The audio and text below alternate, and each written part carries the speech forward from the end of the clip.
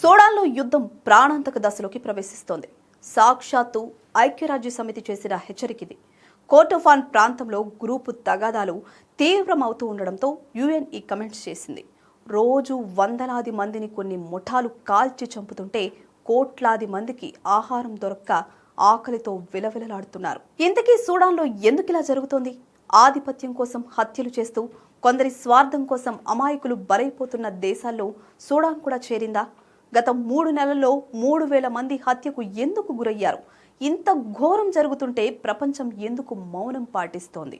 ఈ ప్రశ్నలకు సమాధానాలు తెలియాలంటే ఓసారి ఫ్లాష్ బ్యాక్కు వెళ్ళాలి, గతంలోకి తొంగి చూడాలి.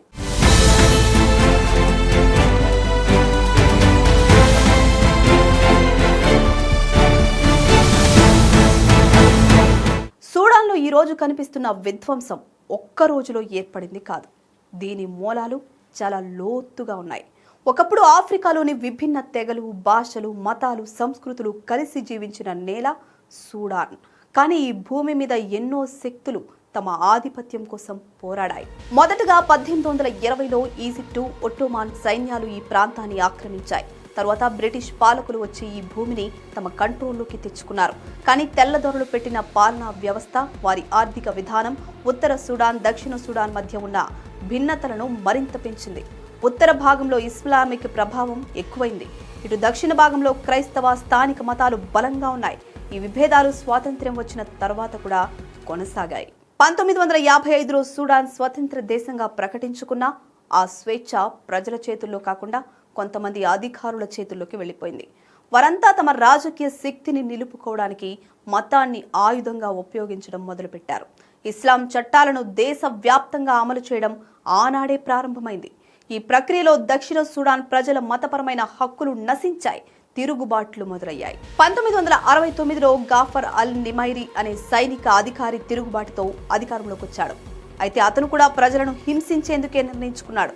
దేవుడిచ్చిన పాలకుడిగా తనని తాను ప్రకటించుకున్నాడు. సౌదీ అరేబియా మద్దతు పొందేందుకు షరియా చట్టాలను అమలు చేశాడు.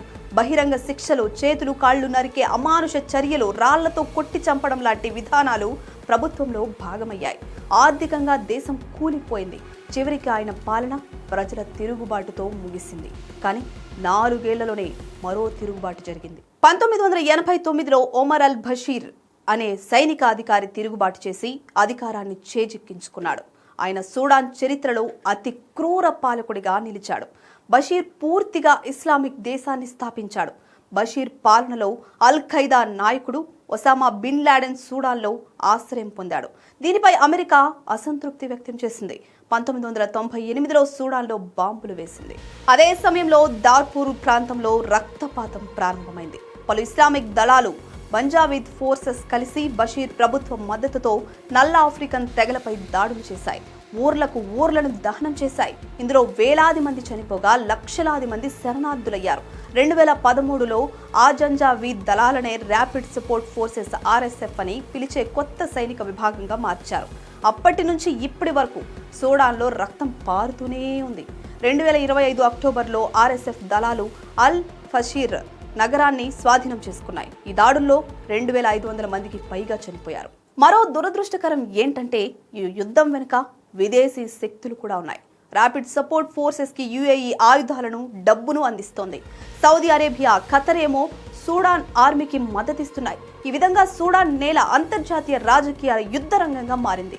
ఐక్యరాజ్య సమితితో పాటు ఇతర దేశాలు ఈ పరిస్థితిని కంట్రోల్ చేయడానికి ప్రయత్నిస్తున్నా ఎవ్వరూ తమ మిత్రులను వదలడానికి సిద్ధంగా లేరు. దీని కారణంగా సూడాన్ 2 భాగాలుగా విభజనకు గురవుతున్న దేశంగా కనిపిస్తోంది.